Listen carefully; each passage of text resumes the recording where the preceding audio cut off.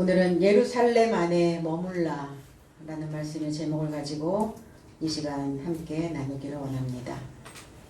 5절로 8절 해석된 성경 읽어드립니다. 그러자 경건한 장정 유대 삶이 천하 모든 열방으로부터 예루살렘 안에 머물고 있었는데 6절 이 소리가 발생하자 군중이 어울려와서 혼돈하였으니 이는 각자가 자기의 통용어로 저의 삶이 말하는 것을 듣더라.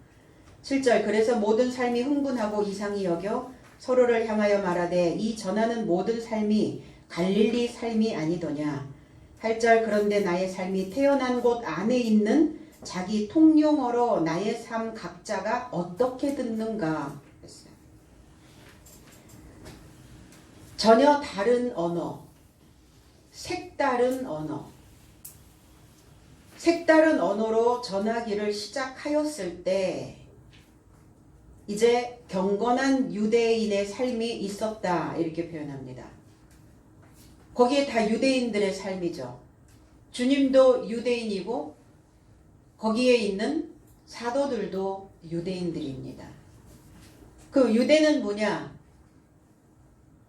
전능자를 그리고 하나님을 소망하는 삶이죠. 그리고 찬양하는 삶이죠. 하나님의 법 안에 있는 자들입니다. 그런데 표면이냐 이면이냐 또 이렇게 유대인의 삶은 나누어집니다. 오늘 지금 이 시점에서도 이 말씀 안에서도 지금 이 상황에서도 표면과 이면이 나누어지고 있다는 걸 우리는 봐야 됩니다. 우리는 과연 어느 유대인에 머물러 있을 것이냐예요. 유대인의 삶이 예루살렘 안에 머물고 있었다. 그러면 이면적 유대인의 삶에 머물러 있어야 되겠죠. 자, 경건한 유대인 이렇게 있어요. 경건하다. 여기에 어떤 수식어가 하나 붙었죠. 그냥 유대인, 장정 유대의 삶 이렇게 표현하면 되는데 왜 여기에 경건하다라는 표현을 했을까? 이 유대인들은 어떤 삶인지를 이야기하고자 했던 거예요. 사도행전을 기록한 누가는. 그럼 이 유대인들이 지금 어떤 유대인인가? 이면으로 받아들이고자 하는 그 이면적 유대인의 삶에 머물기를 원하는 자들이라는 거예요. 그들은 경건하다 이렇게 표현했어요. 이 경건하다라고 하는 단어가 율라베스라는 단어인데 유라고 하는 단어는 좋다. 그리고 잘하는, 뭔가를 잘하고 있는, 뭔가 늘 좋은 기분을 가지고 있고 좋은 것을 받아들이고 좋은 것을 붙잡는 자들이다. 이게 유라는 단어예요. 그래서 우리가 복음도 유앙겔리온이라고 하는 유라는 단어가 붙죠. 좋은 것이란 말이에요. 좋은 것이어야 되죠. 우리 것만 좋은 게 아니라 내 삶이 좋아야 된다고요. 내 삶이 좋아야 보여지는 모든 것들이 다 좋아 보여요. 근데 내 삶이 잘 되어져 있지 않으면, 좋지 않으면 모든 것들이 다 나빠 보여. 이거의 차이거든요, 사실. 상황이 나쁘기도 하고 사람이 나쁘기도 하고 물론 그렇죠. 내게 넘어오는 어떤 것들이 다 나쁘게 넘어올 수도 있어요. 그런데 사람들은 이렇게 표현합니다. 내가 문제 없으면 아무 문제 없어. 내가 좋으면 다 좋아 보인다는 거예요. 다 좋게 그 모든 판도를 바꿀 수 있다는 겁니다. 그게 사람이에요. 근데 여기 경건한 율라베스라고 하는 좋다라는 단어와 람바노라는 단어예요. 좋은 것을 취하는, 좋은 것을 붙잡는. 근데 어떻게 붙잡냐? 능동적으로. 우리가 물건을 사러 가죠. 그냥 뭐 반짝 세일 뭐 마트에서 이렇게 합니다. 그러면 막 모이죠. 근데 거기에 모여 있는 사람들이 좋은 것을 먼저 잡으려고 아우성이에요. 그냥 다른 사람들이 다 집어가고 그냥 남은 거 어차피 지금 반짝 세일이니까 그냥 싼 가격에 살 수 있으니까 그리고 다들 뒷짐지고 있나요? 그렇지 않잖아요.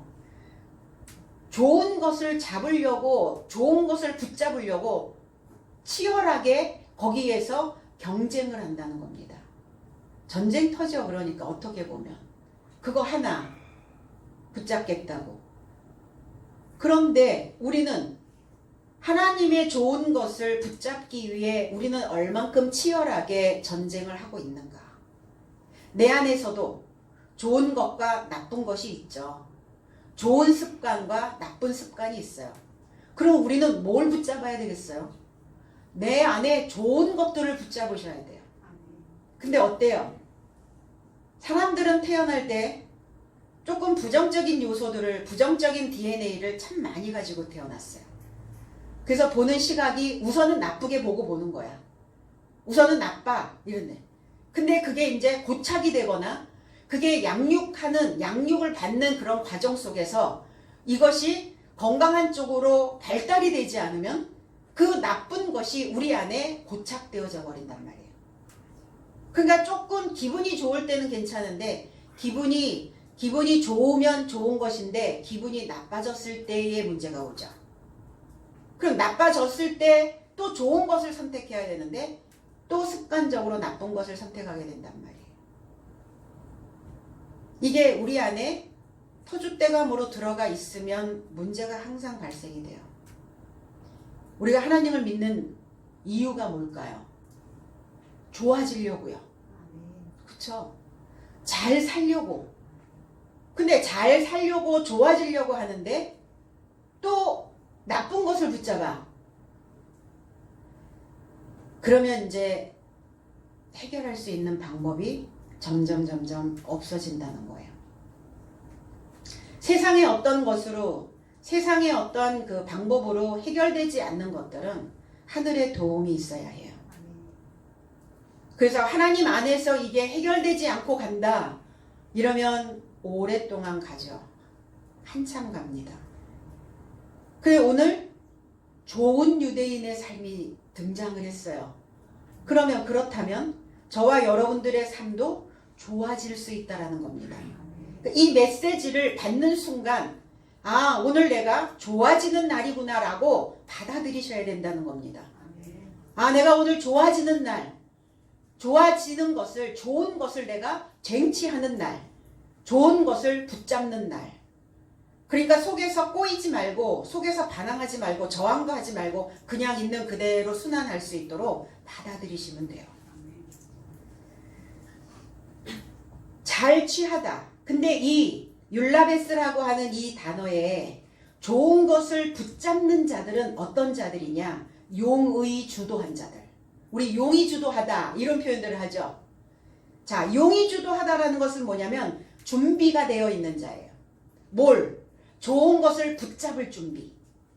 그리고 준비되어져 있고 두루두루 무엇인가를 돌아보는 자들이라는 거예요. 그래서 준비가 두루두루 미쳐서 빈틈이 없는 이 삶을 용이 주도한 삶이다 이렇게 표현합니다. 그럼 우리는 신앙 안에서 용이 주도한 자들이 되어져야 돼요. 이 용자는 쓸 용자예요. 쓰임 받는다는 거예요. 하나님 안에서 쓰임 받을 수 있는, 교회 안에서 쓰임 받는 자. 의자는 뜻의. 그러니까 내가 쓰임 받을 수 있도록 뜻을 둬야죠. 쓰임 받든지 말든지 뭐 쓰든지 말든지 하나님 뭐 알아서 하시오 이게 아니라 하나님 내가 하나님의 일꾼으로 하나님의 봉사자로 쓰임 받기를 원합니다. 내가 쓸모 있는 삶이 되기를 원합니다. 주는 두루주자예요. 그러니까 내 삶을 두루두루 돌아보셔야 된다고요. 어느 하나만 붙잡고 퍼즐 한 조각 붙잡고 이게 내 삶의 전부인 것처럼 자꾸 아들바들하지 마시고 내 삶의 전반적인 것들을 그리고 내 주변을 둘러싸고 있는 그 모든 것들을 이렇게 두루두루 그러면 이르른다는 거예요. 이를 또자거든요 이게. 결국은 그 삶에 이르를 수 있다. 용이 주도할 수 있다. 이렇게 표현합니다. 유대, 장정 유대, 장정 이게 인이라는 단어에서 유대인, 이 인이라는 단어가 아네르라는 단어예요. 남편이라는 단어요. 남자라는 단어요. 성장한 장정이라는 단어요. 씨라는 단어입니다. 하나님 나라는 성장한 자가 필요해요. 결국 끝까지 내게 주어진 몫을 해낼 수 있는 자는 장정이에요. 그리고 성장한 자입니다. 그리고 남자 된 자요, 남편 된 자요, 씨를 가지고 있는 자가 자기의 몫을 해낼 수 있다라는 겁니다. 그런데 이들이 어떻게 모였냐? 장정 유대의 삶이 천하 모든 열방으로부터 천하, 하늘 아래 모든 삶이 모였어요. 우리는 다 하늘 아래 살고 있죠. 그런가요? 죽은 자는 땅 아래에 있고 산자는 하늘 아래에 있다는 거예요. 그러면 그냥 유대인의 삶이 열방으로부터 이렇게 해도 되는데 왜 천하라는 단어를 썼을까? 왜 하늘 아래라는 단어를 굳이 여기다가 이 단어를 넣었을까를 생각해야 되는 거죠. 그냥 쓴 단어는, 그냥 기록한 낱말은 아무것도 없죠. 천하 모든 삶으로부터, 각국이 아니라 모든 삶으로부터, 모든 열방으로부터, 모든 이방인으로부터 하늘 아래에 있다는 것은 살아있다는 겁니다. 살아있는 자들을 하늘 아래에 있는 자들이야. 푸른 하늘 아래, 내가 하늘 아래 살고 있어 이러죠. 죽은 자한테 붙여지는 낱말은 아니에요. 그러면 살아있다는 것은 씨앗을 뿌리고 있다는 겁니다. 하나님의 말씀에 씨앗을 뿌려서 내 삶의 믿음의 푸른 산을 이루고 그리고 현재와 미래지향적인 그러한 사고를 가지고 내가 앞서가는 자로 선구자적인 어떤 이런 의식, 그 의식과 함께 내 삶에서 낙원을, 에덴을 회복시키는 소망을 갈망하고 있는 그 신앙적 기다림이 있는 삶을 천하라고 말합니다. 하늘 아래 살고 있는 사람이다 이렇게 표현합니다. 살았으나 죽은 자요. 그게 무슨 표현이란 말입니까? 하늘 아래 살고 있지 않다는 거예요. 무엇이? 우리의 의식이, 우리의 생각이, 우리의 마음이, 우리의 영이 하늘 아래 살고 있잖아요. 지하, 땅 속에 살고 있다는 거예요. 땅 속에 있다는 거예요. 죽은 자죠, 당연히. 그래서 주님이 십자가에서 돌아가셨을 때 3일 밤 3일 낮 밤으로 강화되어지고 낮으로 강화되어진, 그러니까 밤으로 강화되어진, 그래서 그 땅 속에 오셨거든요. 땅 속에 죽은 자들이 있는 곳. 그러면 땅 아래 살고 있었던 자들이 저와 여러분들이었어요. 죽어 있었어요. 의식이 없었어요. 씨를 뿌리지 않았어요. 내 인생에 푸른 산을 만들지 않았습니다. 내가 에덴이 회복되어지기를 갈망하지 않고 있었다는 겁니다. 죽은 자예요. 그 삶에 오셨다는 거예요. 그 땅에 오셨다는 거예요. 그래서 뭐 하셨어요? 우리를 빛으로 강화시켰다는 겁니다. 이게 천하라는 단어예요. 로마서 6장 14절로 15절에 죄가 너희를 주관치 못하리니 이는 너희가 법 아래 있지 아니하고 은혜 아래 있음이니라. 그런즉 어찌하리요? 우리가 법 아래 있지 아니하고 은혜 아래 있으니 죄를 지으리요? 그럴 수 없느니라. 어느 아래에 있느냐? 어떤 지도자 아래 있느냐? 어떤 감독 아래 있느냐? 어떤 스승 아래 있느냐? 그늘이 되어주죠. 하늘 아래 있어야 하늘이 나의 그늘이 되어줄 수 있어요. 무엇인가를 줄 수 있는, 살려낼 수 있는 지도자 아래 있어야 살아날 수 있어요. 근데 어느 아래에 있느냐예요. 죄 아래에 있느냐? 죄와 사망의 법 아래에 있느냐? 그러니까 맨날 자책하죠. 맨날 자책해. 맨날 죄책감이야. 그 죄 아래에 있는 자들의 모습이에요. 죄의 법 아래에 있는 자들이에요. 그러니까 살겠어요? 죽겠어요? 맨날 죽는 거죠. 필요하긴 했어요. 죄와 사망의 법을 통해서 내가 죄인이라는 것을 깨닫고 그리고 죄가 내 안에서 죽어야 된다라는 것을 이제 인지하고 가는 거예요. 그러면 이제 죄와 사망의 법 아래에서 생명과 성령의 법으로 은혜의 법으로 이제 바뀌어야죠. 그리스도 예수가 오셨던 목적이 뭡니까? 죄 아래 있는 자, 사망의 법 아래에 있는 자, 그 그늘에 있는 자들을 이제 생명의 성령의 법으로 은혜의 법 아래에 있게 하려고 오신 겁니다. 그러니까 은혜 아래에 있느냐 아니면 사망의 법 아래에 있느냐예요. 어디에 있느냐, 우리가 어디에 있어야 하느냐. 죄가 나를 통치하지 못하도록 하려면 우리는 은혜의 법 아래에 있어야 돼요. 은혜 아래에 있어야 돼요. 은혜. 법이 뭐냐? 율법이죠. 율법 아래. 율법 아래 있는 자들은 종살이 하는 자들이에요. 무엇인가 육신의 것들을 다스리게 하기 위해서 하나님은 우리를 종살이를 하도록 거기에 맡겨두셨어요. 근데 그가 성장이 되어지면, 장성한 장정이 되어지면 이제는 그 종에서 벗어나게 된다는 겁니다. 근데 여전히 죄를 지어 이 하마르타노라는 단어, 관역을 마치지 못하다. 이 단어가 히브리어로 하타라는 단어인데 이 죄라고 하는 단어를 풀어보니까 본능적 경험으로 호흡하고 있는 것. 그러니까 내 속에서 호흡은 늘 본능적인 호흡만 하는 거예요.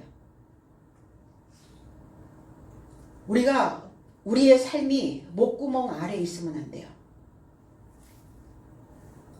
목구멍 아래에 누워 있으니까 늘 본능적인 것만 내 안에서 숨이 쉬어져. 그렇게 살고 있는 거야. 목구멍 위로 올라와야죠. 목구멍이 뭡니까? 먹고 사는 거예요. 어떻게 생존해야 될 것이냐. 육신적으로 먹고는 살죠. 근데 뭐의 문제라? 머리에 인지되어지는 사고의 문제라. 이 머리에 있어야 되는 사고가 목구멍 아래에 있다고요. 그러니까 항상 목구멍에 지배를 받는 거야. 뭐가 조금만 달라지면 속이 덜컹 하는 거죠. 덜컹. 응? 심장이 쿵 떨어지는 거죠. 결코 육신의 굶주림으로 인하여 죽지는 않아요. 정신적인 이런 영적인 굶주림으로 인하여 사람들이 죽고 살고 하는 것이지 육신적으로 굶주린다고 죽지는 않아요. 굶어 죽는 사람 없어요. 그래서 빗나가는 거예요. 하나님의 의도와 빗나가는 겁니다. 본능적 경험으로 호흡하고 있으니까 당연히 관역을 맞출 수가 없죠. 후 부니까 본능적 호흡이, 숨이 나가니까 휘어지는 거예요. 하나님을 향하여 가다가도 휘어져 버리는 거예요. 하나님과 호흡이 맞지 않으니까. 그래서 내 본능적 경험이 나를 통치하게 하는 거, 그거를 죄라고 말합니다. 내 본질, 타고난 저마다의 소질, 타고난 성향, 이런 것들이, 자, 타고난 건 안 바뀐다고요? 그러면 타고난 대로 살다 가면 어때요? 나는 원래 이렇게 타고났어. 나는 원래 태생이 이래. 그러니까 바깥에 있는 사람들은 타고난 대로 살다 가요. 그런데 신앙 안에 있는 사람들은 타고난 대로 살다 가면 안 돼요. 변화가 일어나야 돼요. 변화해야 돼요. 그래서 오늘부터 나에게 주는 메시지는 I am changing. I am changing. I am changing. 그걸 외치고 다니시기 바랍니다. 변화되어져야 되고 거듭거듭 변화되어져야 된다. 반복되어져서 변화되어져야 된다고요. 인지가 잘 안 되면 반복 학습을 하는 수밖에 없어요. 표 I am changing. 이 신앙의 판을 바꾸는 시점이 되었다는 거예요. 우리 신앙에 그때가 이르렀다는 겁니다. 내가 생각하고 있는 그 생각의 판을 바꿔야 되는 시기예요. 지금이 50번째 되는 날. 하늘 아래서 살고 있는 모든 자들이 지금 다 예루살렘 안에 머물러 있더라.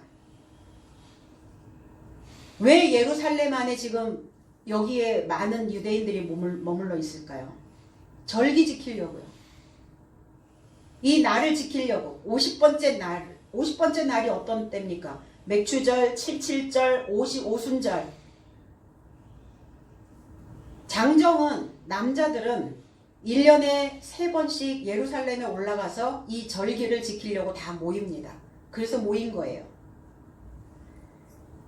출애굽기 34장 23절로 22절로 23절 77절 곧 맥추의 초실절을 지키고 가을에는 수장절을 지키라. 너희 모든 남자는 매년 3번씩 주 여호와 이스라엘의 하나님 앞에 보일지니라. 그래서 그 절기를 지키려고 지금 77절, 맥추절, 초실절 다 같은 단어예요. 이게 오순절과 같은 단어입니다. 50번째 되는 날. 그럼 77, 77이 49 이래가지고 그렇게 풀면 안 되고 77이라고 하는 것은 이 샤부아라는 단어인데 완전하다라는 단어예요. 맹세하다라는 단어예요. 그러면 지금 여기에 모여있는 이 사도들과 여기에 예루살렘 안에 이 50번째 날에 온 이들이 7째 날에 들어가야 되는 시점이라는 겁니다. 그 시점이 됐다는 거예요. 7째 날 안에 들어가야 되는. 그럼 어때요? 안식이고 평화죠. 그때부터 생명의 성령의 법이 그 법 아래 있으면서 그 법이 나를 다스리기 시작합니다.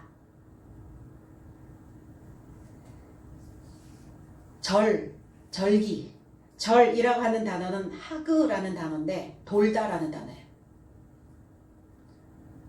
자, 도는 거죠, 계속. 그 테두리 안에서 도는 거예요. 하나님의 테두리 안에서 돌지 않고 이탈해버리면 다시는 그 원 안으로 돌아오기가 쉽지 않아요.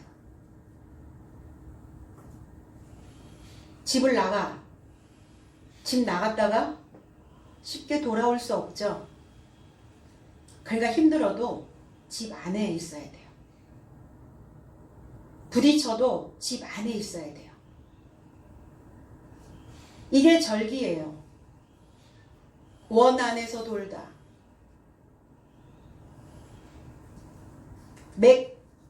맥이라고 하는 단어는 돌이라는 단어이기도 하고 밀이라는 단어이기도 해요. 맥추, 갓지르, 절단된 수확, 잘라내다, 조급하다.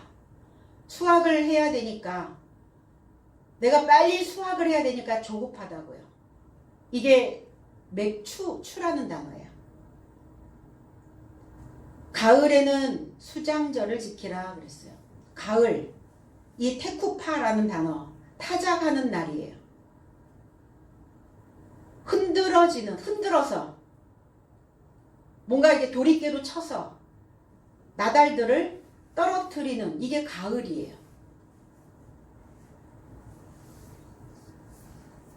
그리고 수장, 아시프라는 단어가 곡식의 수확, 더미를 수확하는 이게 수장이에요.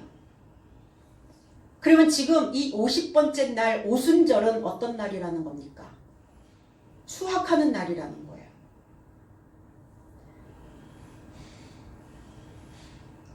내가 그동안 신앙생활을 해왔던 그 모든 신앙생활 안에서 신앙이라고 하는 것으로 모여진 모아놓은 것들을 다 이렇게 이제 타작을 하는, 잘라내는, 흔드는 수학의 계절이에요.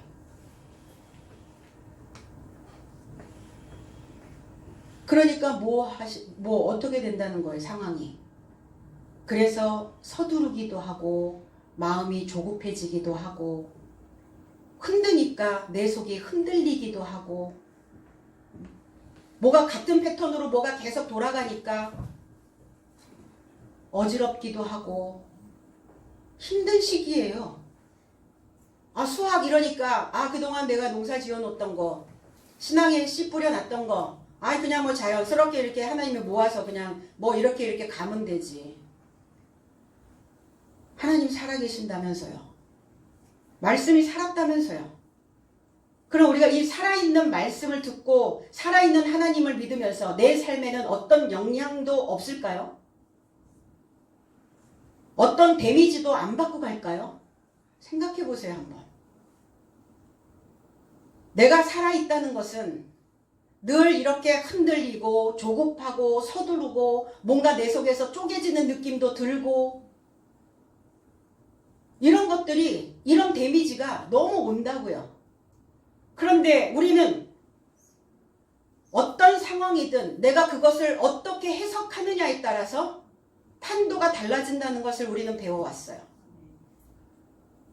왜 나한테 이런 일이 일어날 수밖에 없는 일이 일어난 거예요. 왜 나한테만 이런 일이 아니라 나에게 반드시 일어나야 되는 일이 일어났구나. 무슨 시기니까? 수학해야 되는 시기니까. 이건 그냥 문자로만 있는 건 아니잖아요. 50번째 되는 오순절 날이, 맥추절이, 칠칠절이 그냥 있는 날이 아니잖아요. 그럼 이 말씀과 저와 여러분들의 신앙의 삶이 맞물려 간다는 것을 기억하셔야 해요. 말이 씌어서 씨가 떨어지는데 그 씨가 그냥 발아하지 않고 가만히 있겠어요? 꿈틀꿈틀 하면서 내 속이 꿈틀거려요. 당연히. 왜 그러는지에 대해서 알아야죠. 내 마음이 왜 이러는지 알면 쉬워요. 모르면 계속 당하는 거예요. 그래서 다 수학을 한다는 것은 무슨 의미냐?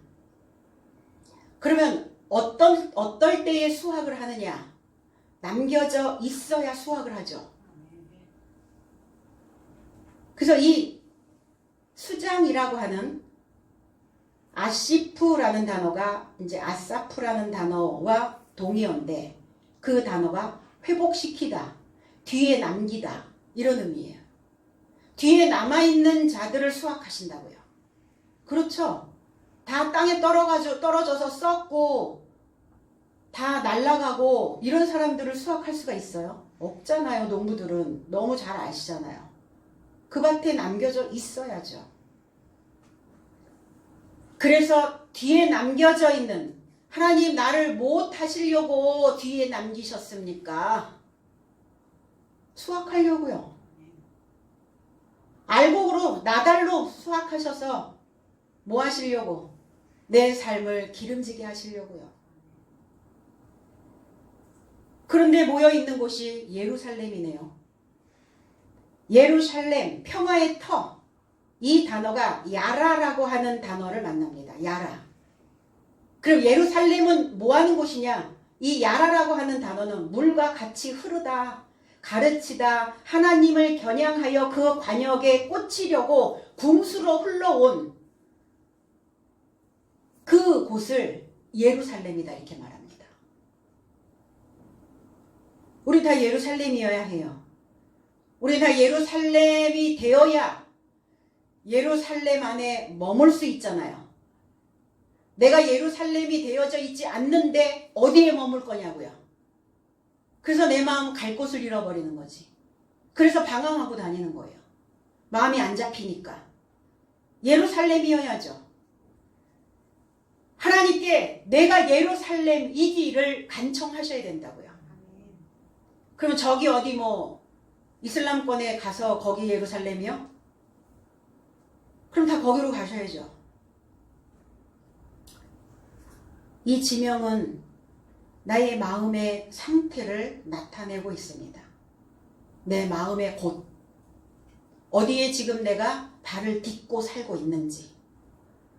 우리는 예루살렘 안에 머물러 있어요. 나의 예루살렘 안에. 그러려면 흘러가셔야 돼요.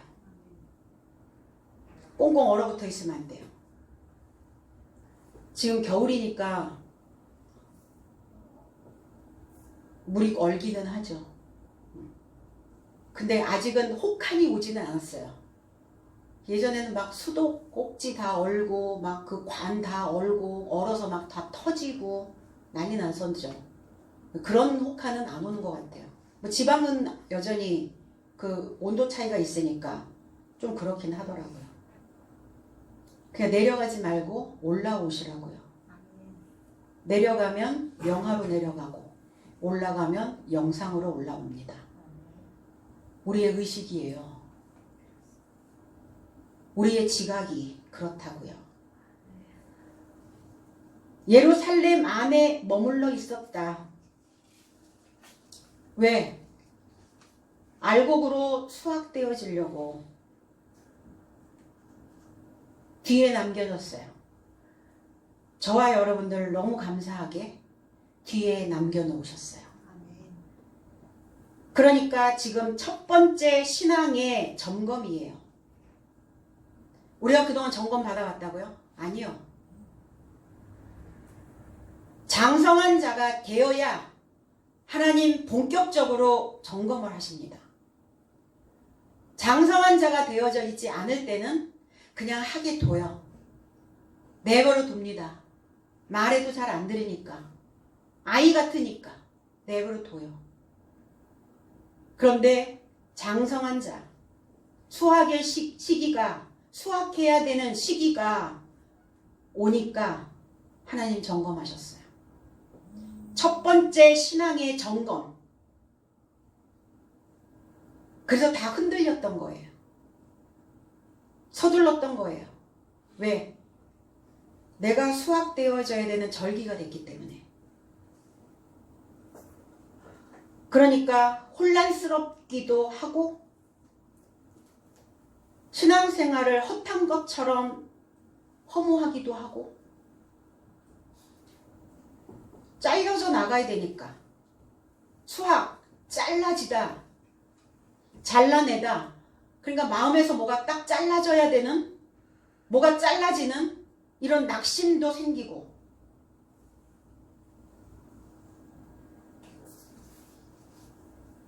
그럴지라도 한 가지 잊지 말아야 될 것은 우리가 뒤에 남겨져 있다는 거예요. 그래서 하나님 이 첫 번째 이 신앙의 점검에서 우리 모두가 다 통과되었다는 거. 통과되지 못했다면 이렇게 뒤에 남겨져 있지 못합니다. 다 앞서 날아갔겠죠. 그리고 우리가 예루살렘이 되어져야 하니까 내 안에 평화의 가르침, 내 삶이 안정된, 평화된, 그리고 늘 그 사고가 고정되지 않고 물같이 흐르는, 그리고 우리가 그 신앙에 하나님을 겨냥해서 그 관역에 꽂히고자 늘 연습하는 이 궁수처럼 이렇게 지금 흘러왔단 말이에요.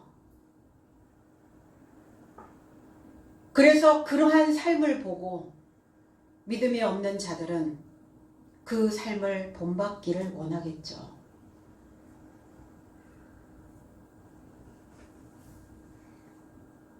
내 안의 내용은 괜찮은데,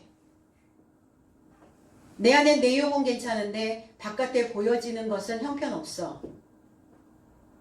내 삶을 본받기를 원할까요? 모세가 하나님의 성막을 광야에 나와서 만들 때 다 조각목, 조각조각 다 그 널판지 하나하나를 금으로 쌌는데 바깥에만 금으로 쌌더라가 없어요. 안팎을 다 금으로 쌌더라. 안팎이 같아져야 된다고요. 내용은 아주 훌륭한데 신앙생활 하는 사람으로 괜찮은 것 같은데 말하는 뽐새며 표현하는 표현며 바깥의 모양은 형편없어. 괜찮지 않아요. 그 모습을 보고 예루살렘이다라고 말할 수 없단 말입니다. 그래서 수확하시는 거예요. 알곡은 나달은 곡간에, 껍질은 불에. 오늘 내 안에 나달과 껍질을 분리하셔서 하나님의 말씀의 불에, 꺼지지 않는 하나님의 말씀의 불에 그 껍질들을 태워버리시기 원합니다. 이 혀에서 나가는, 이 혀에서 불같이 갈라지는, 이 혀에서 나가는 불로 인하여 쭉정이와 같은 생각들은 다 태워버리셔야 돼요. 불살라 버리셔야 된다고요. 그래서 예루살렘이 무엇인지 모르는 사람들에게 그렇게 흘러 들어가야 하니까 우리를 수확하신 겁니다. 여기까지, 지금까지 잘 버티고 이 첫 번째 관문을 잘 통과해 오셨습니다. 전혀 다른 언어로 말하는 소리를 들었다 그랬어요. 누가? 큰 무리, 그 군중들이 예루살렘 안에 모여서 뭐가 소리가 들렸어요.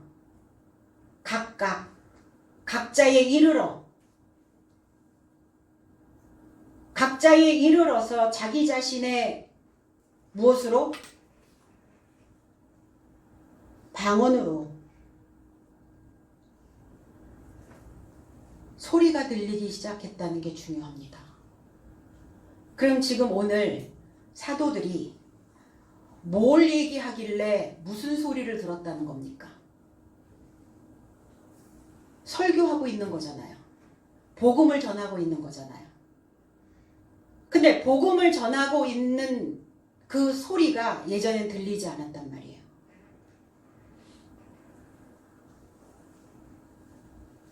근데 자기 자신의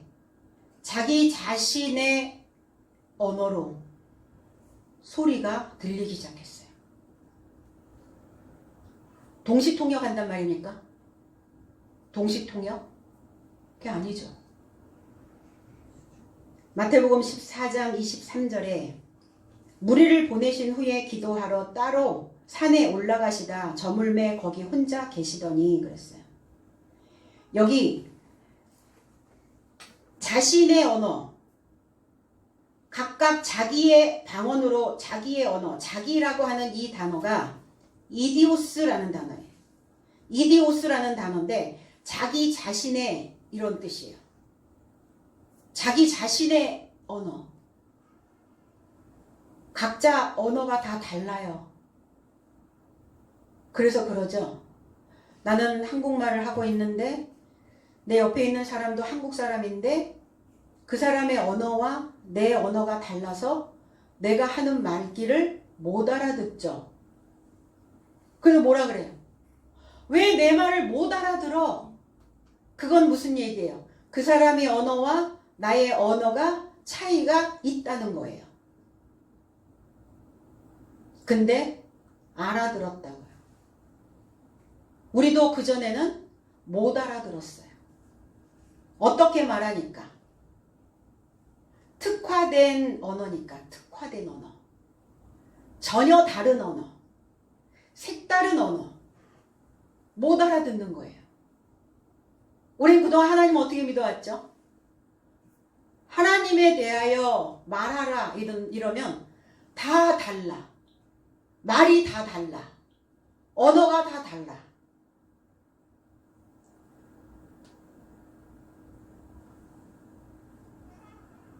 모든 삶으로. 그러니까 성경은 그래서 이거를 각국에서 이렇게 표현한 거예요. 각국에서 모였다 이게. 각자에 이르러 자기 자신의 언어로 들려왔다고요. 그래서 여기서 기도하러 따로 산에 올라가시다. 기도하러 따로 산에 올라가신 게 아니라 무리의 삶을 해산하시고 자기 자신을 쫓아 기도하러 산에 이르고자 올라가셨다. 저물게 되었어도 거기 홀로 계시더라. 자기 자신의 여기서 나오는 방언이라는 이 단어는 6절에서 나오는 방언은 글로사가 아니에요. 다른 단어예요. 디알렉토스라는 단어예요. 그러면 자기 자신의 언어로 자기 자신의 방언이 아닌데 방언으로 또 이렇게 해석을 해놓으니까 글로사도 방언이고 디알렉토스도 방언이고 이래버리니까 위에 절에서 얘기한 방언이 그 방언이 이 방언인 줄 알고 생각을 하는 거죠. 다른 단어예요. 그러면 자기 자신의 언어, 자기 자신의 이 말은 어떤 말이냐? 디알렉토스라는 단어는 철저하게 말하는, 철저하게 말하다. 이게 디아라고 하는 단어와 레고라는 단어의 합성어인데 디아라고 하는 단어는 통로라는 단어예요. 통하여라는 단어예요. 통하는 말이라는 거예요. 통용어. 자기 자신의 통하는 말로 들리기 시작했다.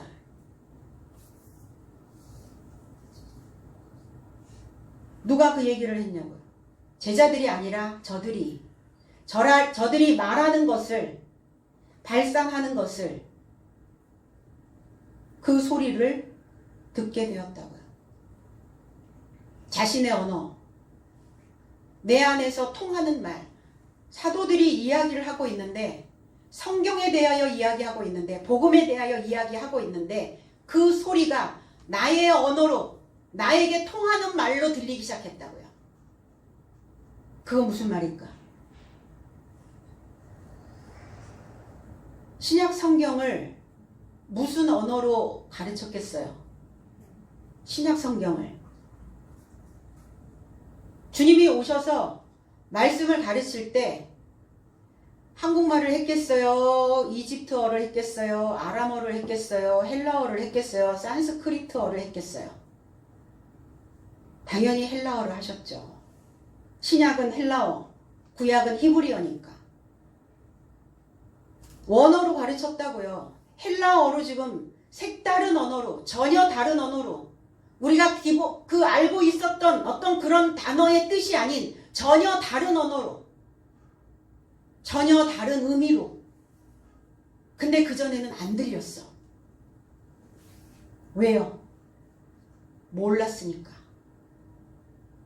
아는 만큼 들리죠. 네. 어떻게 알았죠? 배웠으니까. 배움이 채워지니까 들리기 시작하더라. 근데 그 말이 나의 언어야. 자기 자신의 통용어로 말하고 있더라. 헬라어를 알아듣게 된 거라고요. 그 말이에요, 지금. 그런데 그들 속에서 소동이 일어났어요. 혼란스러운 거예요. 당혹감에 빠졌습니다. 새 언어로 철저하게 말하는. 그래서 우리가 지금 단어 하나하나의 어떤 의미들을 철저하게 배우고 가죠. 철저하게 말하는 그 단어가 들렸다고요. 색다른 언어가, 전혀 다른 언어가 들렸다고요. 그런데 당혹스럽기도 하죠. 그래서 혼란에 빠지기도 했어요. 헬라어를 배웠을 때, 히브리어를 배웠을 때, 우리가 원어로 성경을 배웠을 때에 여러분들의 상황을 한번 생각해 보세요. 저의 상황은 이 상황하고 똑같았어요. 내가 기존에 알고 있었던 뜻이 아닌데, 내가 알고 있는 의미가 아닌데, 내가 그동안 들어왔던 것이 아닌데, 전혀 다른. 그래서 혼동이 되고 혼란스러워했어요. 내가 알고 있는 성경 내용과 새롭게 해석된 내용이 색다른 표현이었기 때문에 지금 그 상황인 거예요. 혼란스럽기는 한데 들리네. 들리기 시작한 거예요. 그전에는 그냥 당혹스럽고 혼란스럽고 혼란에 빠지기만 했어요. 그런데 들리기 시작하니까 신기한 거죠. 어저께까지 혼란스러웠었는데 그 소리가 들어오니까 정리가 되는 거예요. 아, 이 뜻이 이 뜻이구나. 이 의미가 이런 의미구나.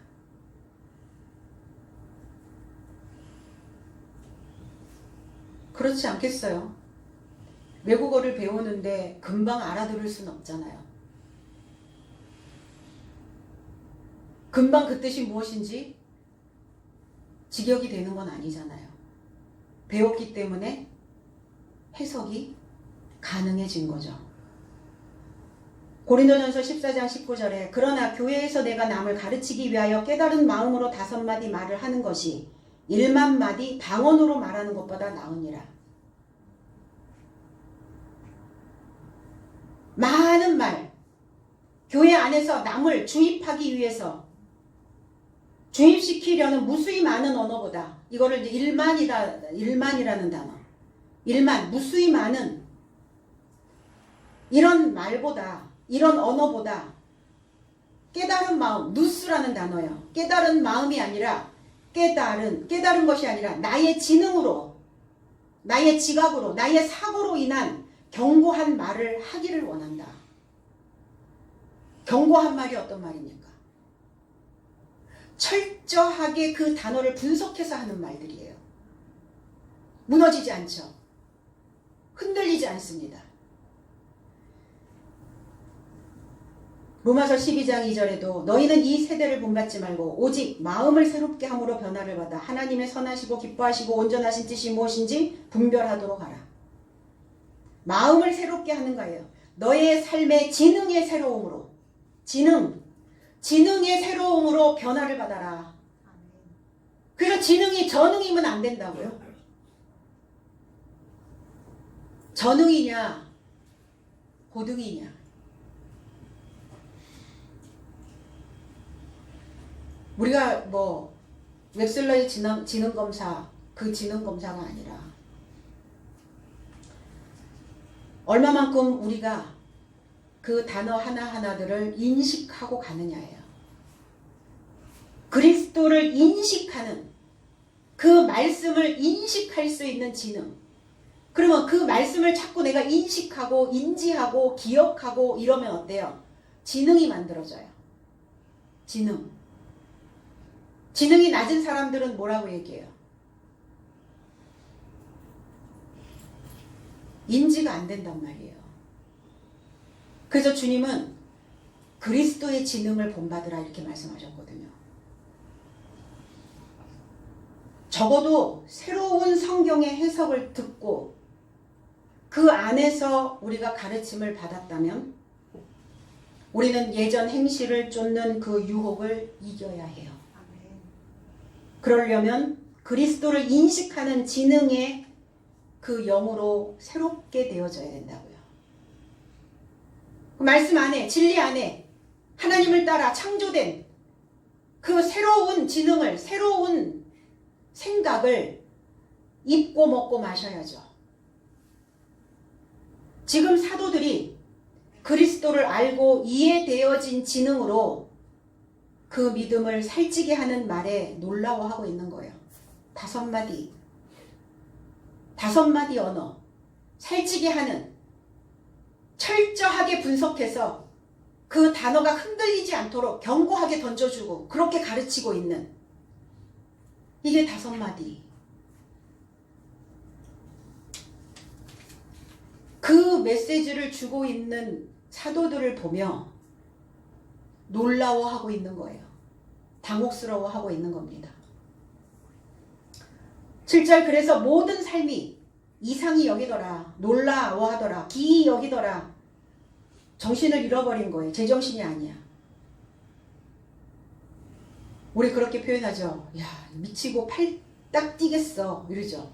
그러니까 지금 여기에 모여있는 이 장정들이, 야, 어떻게 저런 메시지를, 어떻게 저런 설교를 할 수가 있어. 야, 정말. 근데 그 소리가 들려. 정말 이상하다. 정말 이상한 일이야. 어떻게 저 소리가 들릴까? 지금 그 상태에 있는 것이죠. 그런데 이렇게 말합니다. 보라! 그러죠. 이 말씀을 전하는 모든 삶이 갈릴리 사람들이다. 믿고 싶지 않은 거예요. 갈릴리, 이방 지역이죠. 갈릴, 둥글다, 굴르다, 옮기다, 기회를 찾다, 위탁하다. 이게 갈릴리예요. 갈릴리 지역은 분리된 지역이었고, 갈릴리라고 하는 이 지역은 이미 구약시대서부터 정치적으로 상당히 무시되었던 지역이기도 합니다. 그러니까 이 지역은 항상 어둡고, 항상 우울하고, 항상 슬프고, 그런 그림자가 늘 거치지 못했던 지역입니다. 근데 주님은 갈릴리로 오셨어요. 요한복음 1장 46절에서 나사렛에서 무슨 선한 것이 날 수 있느냐? 빌립이 이르되 와서 보라 하니라. 갈릴리 나사렛에서 나다나엘을 부르실 때 상황이었거든요. 무시되었던 지역이에요. 갈릴리 나사렛에서 무슨 선한 것이 나오느냐, 무슨 선지자가 나오느냐, 무슨 메시아가 나오느냐, 무슨 그러한 높은 수준의 지식을 전달할 수 있는 것이 나오겠느냐.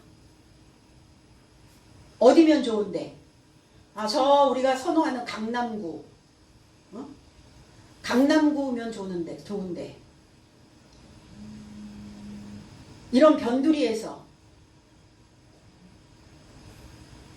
별로 보잘것없는, 볼 것도 없는 초라한 이런 곳에서 이런 사람들이 그 높은 지식을, 색다른 언어를 전달하고 있다고?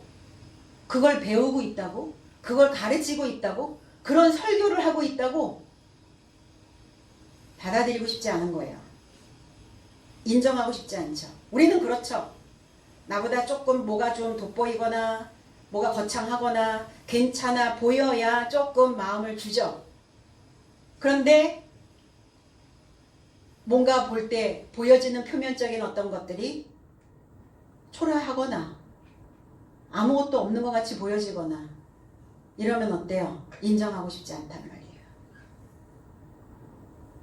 그 안에 내용은 좋은데 너무 뭐 이런, 중요해요. 바깥에 보여지는 어떤 환경도 중요하긴 합니다. 이런 변두리에서 헬라어를, 그 원어를, 성경을 해석해서 가르치고 설교를 하고, 보잘것없는 이 지역에서 여기에, 이 교회에 오는 성도들도 다, 사도들도 다 보잘것없는 것처럼 보여지죠. 저 여의도였으면 좀 괜찮았을까요? 아니면 저쪽 서초동 쪽? 어느 쪽? 그냥 이런 곳에서 가르쳤으면 어땠을까? 그 전 교인이 다 배웠을까요? 아, 목사님 정말 훌륭한 메시지를 갖고 계십니다. 성경을 전혀 색다른 내용으로 메시지로 풀고 계시는군요. 해석해 주시는군요. 떠받들었을까요? 당장 쫓겨났겠죠? 그랬을 거예요, 아마도. 그래서 하나님은 이 변두리를 선택하신 것 같아요. 믿으십니까? 아멘. 그래서 자부심을 가지시라는 거예요. 보여지는 거는 내놓을 것 없고, 보잘 것도 없고, 화려한 것도 없고,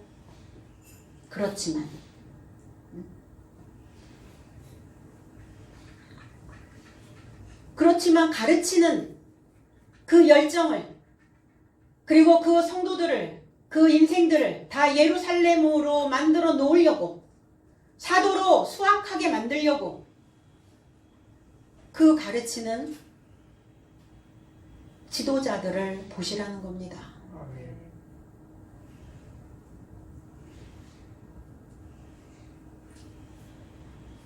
새로운 혀로 우리의 혀가 2020년에는 새로워져야 될 줄로 믿습니다. 이사야 9장 1절에 전에 고통받던 자들에게 흑암이 없으리로다. 옛적에는 여호와께서 스불론 땅과 납달리 땅이 멸시를 당하게 하셨더니 후에는 해변길과 요단 저쪽 갈릴리를 영화롭게 하셨느니라. 이제 특성화. 대학들도 특성화가 되지 않으면 죽고요. 기업도 뭔가 특화된 상품을 내놓지 않으면 망하고요. 교회는 특화된 메시지 언어가 나오지 않으면 교회도 문을 닫습니다. 대형 교회 언제까지 유지될 것 같아요? 유럽에 있는 그 큰 교회들이 그렇게 문을 닫으리라고 상상도 못했겠죠. 다 문 닫았어요. 왜? 유지가 안 되는 거예요. 지금 우리는 여기에서 작은 불씨를 하나, 작은 씨앗을 하나 지금 심고 있지만 우리 교회는 분명히 특화된 교회라고 저는 믿습니다. 살아남아요. 여러분들도 살아남습니다. 납달리, 이 갈릴리를 납달리 지파에게 준 땅이에요. 이 납달리라고 하는 야곱의 아들이죠. 이 납달리라고 하는 의미는 나의 씨름이라는 단어예요. 그리고 마음이 삐뚤어지고 꼬여있고, 그러니까 어땠어요? 이 납달리에 속하여 있는 갈릴리 땅들이 다 꼬여있고 삐뚤어져 있고 뭔가 늘 씨름하고, 뭐와 씨름해야 되는데? 말씀과 씨름해야 되는데 내 생각과 자꾸 씨름을 해. 내 감정과 씨름을 한단 말이에요. 그러니까 거기에 다 소진돼 버리는 거예요. 번아웃 돼 버리는 거예요. 에너지가 올라오질 않는 거예요. 내 감정하고 씨름을 하니까. 말씀하고 씨름을 해야 되는데. 이게 납달리였어요. 납달리 지파에게 준 갈릴리였어요. 이게 살인자의 도피성이기도 했습니다. 이 갈릴리가. 그런데 주님이 갈릴리로 오셨어요. 주님이 갈릴리의 피난처로 오셨다는 겁니다. 갈릴리의 피난처로 사역을 하시기 시작했어요. 갈릴리에서 제자들을 부르셨고, 갈릴리에서 병든 자들을 고치셨고, 갈릴리에서 복음을 전파하시기 시작했어요. 저와 여러분들 또한 갈릴리여야 해요. 왜? 우리는 하나님께 위탁하고자 굴러온 자들이니까. 내 인생의 기회를 붙잡으려고 굴러온 자들이니까. 그래서 하나님께서, 주님께서 우리를 수용해 주셨다는 겁니다. 제자로, 사도로 우리를 성장시키셨어요. 여러분들이 배우는 이 성경을, 원어의 성경을 여러분들이 수용하고 내 안에서 그 나의 본성적인, 그 첫 아담적인 그 생각들을 죽이고 최후의 아담에게 굴러가는 나의 삶을 위탁하는 갈릴리여야 될 줄로 믿습니다. 8절 나의 삶이 태어난 곳 안에 있는 자기 자신의 통하는 말로 나의 삶 각자가 어떻게 듣는가 궁금한 거죠. 어떻게 저 소리가 들려? 자신이 태어난 곳, 그래서 자신이 태어난 곳에서 배운 언어를 우리는 자국어라고 얘기하고 모국어라고 이야기를 합니다. 그럼 이들이 어디에서 나왔겠어요? 이들이 태어난 곳이 어디겠어요? 저와 여러분들이 태어난 곳이 어디입니까? 경상도, 전라도, 서울, 경기, 충청, 제주 어디입니까? 어디에서 태어났단 말이에요? 우리가 태어난 곳, 우리가 출생한 곳은 하나님 안에서 태어난 거죠. 말씀 안에서 태어난 거죠. 거듭났단 말이에요. 위에서 태어났죠, 우리는. 하나님에게서 나온 자, 하나님에게서 출생한 자, 하나님을 믿고 있기는 믿고 있었는데, 하나님에 대하여 듣기는 들었는데, 그 언어를 이해할 수가 없었어요. 여기서도 그 방언, 통하는 말, 방언이 아니라 디알렉토스, 철저하게 말하는 그 설교를 이해할 수가 없었다고요. 이제 듣기 시작했습니다. 연결된 소식으로 전하는 그 말씀을 이제 인지하게 되었다는 겁니다. 바울 사도는 고린도전서 4장 15절에 그리스도 안에서 1만 스승이 있으되 아버지는 많지 아니하니 그리스도 예수 안에서 내가 복음으로써 너희를 낳았음이라. 우리는 복음으로 낳은 자들이에요. 복음으로 출생되어진 자들입니다. 우리가 태어난 곳은 복음이에요. 말씀 아닙니다. 하나님 안에서 태어났어요. 그런데 하나님에 대하여 우리가 들리지 않았어. 하나님에 대하여 알지 못했어. 그러니까 듣지 못했단 말이에요. 보기는 보아도 듣기는 들어도 도무지 그것이 무엇인지 알지 못했어요. 그런데 이제 수학의 때가 오니까, 수학의 때가 되었다는 건 뭐예요? 그 농부에 의해서 계속 경작이 되어졌다는 거죠. 내가 계속 배움에, 그 가르침에 들어가 있다 보니까 들리기 시작한 거예요.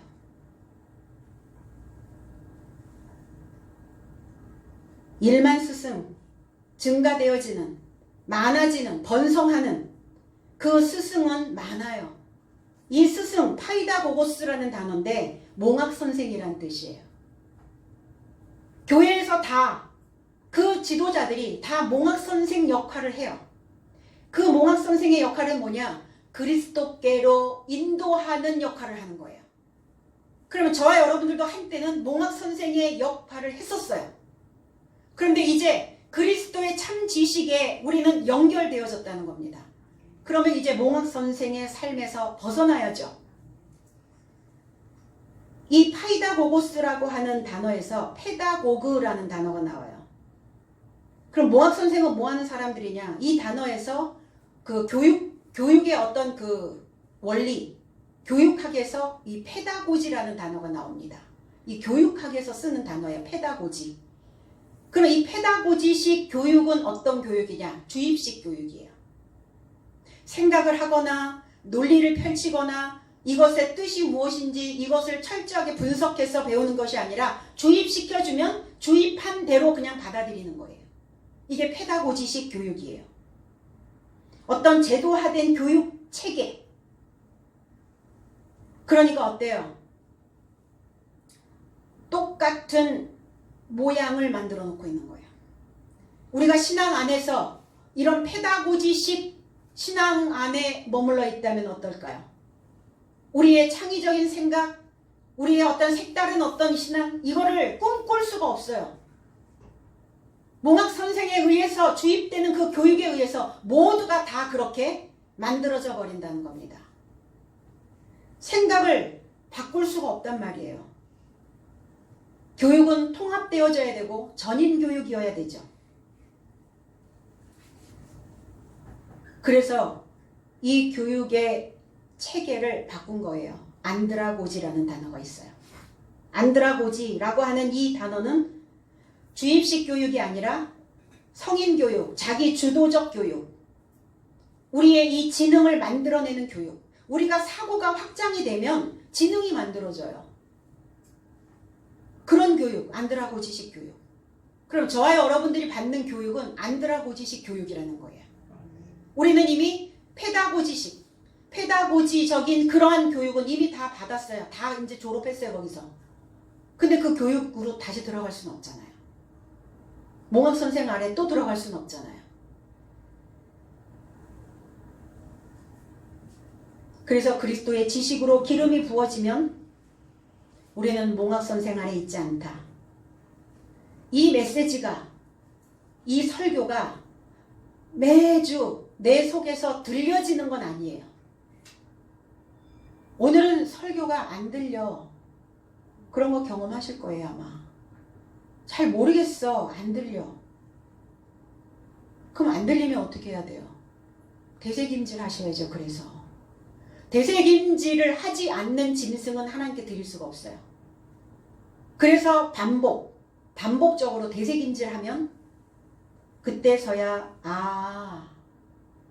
들리는 거예요. 내 수준에서 듣고 내가 아는 만큼 들리고 그러죠. 내가 듣고 싶은 것만 듣고 그랬죠. 그게 몽학 선생 아래 있는 자들의 모습이에요. 듣고 싶은 것만. 목사님 오늘 그렇게 설교하시지 마시고 성도들이 원하는 쪽으로 설교를 조금. 그러면 하늘 아래 살지 못해요. 그래서 이 뜻이구나 하고 사고의 확장이 되는 거예요. 잠자는 뇌가, 잠자고 있는 이 지능이 깨어나는 겁니다. 그러면 그럴 때 이제 반응이 일어나거든요. 우리 몸에서. 열도 나고, 뚜껑도 열리고, 자기 자신에게 통하는 말, 내가 알아들을 수 있는 말, 통하는 말이 들려오기 시작하는 거예요. 이렇게 들리는 것이 어찌미냐 이렇게 묻죠. 그럼 어떻게 해서 듣게 된 거냐? 이게 방법에 대한 의문사예요. 어떤 방법이 있었길래 어떤 방법이었기 때문에 이게 지금 들리는 거야. 이렇게들 지금 의문을 갖고 있는 거예요. 그럼 어떻게 했길래 들리는 거예요? 어떻게 했길래? 그냥 가만히 있었는데 막 기도만 죽으라고 했는데 막 들려요? 쫙 열어주셔요? 66권을? 배웠기 때문에, 공부했기 때문에, 가르침을 받았기 때문에 들리는 것이죠. 공부하는 그 방법이 있었기 때문에, 배움의 그 가르침의 그 방법대로 갔기 때문에, 지도자가 이야기하는 그 방법대로 갔기 때문에 이제 들리는 것이다. 의사가 이렇게 얘기합니다. 말기암 환자가 완치를 받았어요. 근데 그 의사가 이렇게 얘기해요. 그 환자가 저는 너무 고마워요. 제가 이렇게 하십시오. 그러면 그렇게 하고, 저렇게 하시면 좋겠습니다. 저렇게 하고. 의사가 얘기하는, 제가 얘기하는 그 방법대로 그 환자가 그렇게 철저하게 지켰어요. 저는 그게 너무 고맙죠. 그게 저는 너무 고마워요. 여러분들이 이렇게 뒤에 남겨줄 수 있었던 것은 지도자가 이야기하는 그 방법대로 쫓아왔기 때문에 수확되어질 수 있었던 겁니다. 너무 감사합니다. 너무 고맙습니다. 과정은 조금 힘들고 흔들리고 낙심도 되고 신앙 안에서 떨어지는 것 같은 느낌 들어도 그래도 그 방법을 지키려고 여러분들이 몸부림치고 왔기 때문에 그래서 들리는 거예요. 들리면 살아납니다. 그래서 공부하는 방법을 여러분들이 이제 바르시고 오늘 이 가르침이 들린다면 여러분들은 그 높은 수준에 도달하신 것입니다. 들린다면 자기 자신을 새로운 사람으로, 새로운 삶으로 재탄생시키는 그러한 축복된 그리고 그 은혜 아래 은혜를 받는 그 이 한날이 되어지기를 주님의 이름으로 축복합니다. 기도하겠습니다. 아버지 감사합니다.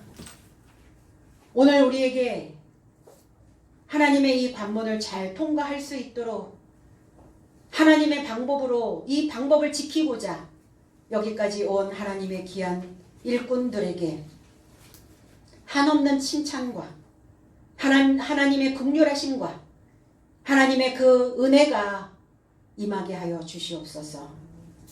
어떤 것 하나 소홀히 보내지 아니하고 내 밖에서 내 안에서 일어나는 그 모든 일 하나하나들을 다 꿰어서 하나님의 말씀과 견주어 뒤에 남겨질 수 있었습니다. 하나님 그 마음을 붙잡고 갈 수 있도록 주께서 역사하여 주시고 남겨진 이들을 통하여서 진정으로 그 하늘 아래 살고자 하는 많은 사람들을 그 하늘 아래 끌어들일 수 있는 우리 모두가 되게 하여 주시옵소서. 이제 우리는 몽학선 생활에 있지 아니하고 그리스도 예수이신 그 말씀 안에 그 진정한 은혜 아래 있기를 원합니다. 하나님께서 말씀하시면 우리는 그 말씀대로 그 방법을 따라 갈 수 있도록 순종하는 마음이 되게 하여 주시옵고 우리 안에서 일어나는 그 모든 일들을 주께서 아심에 이제 우리의 마음이 우리의 바다가 잔잔케 되어질 수 있도록 주께서 이 시간 역사하여 주시옵소서. 감사드리며 예수 그리스도의 이름으로 기도하옵나이다. 아멘.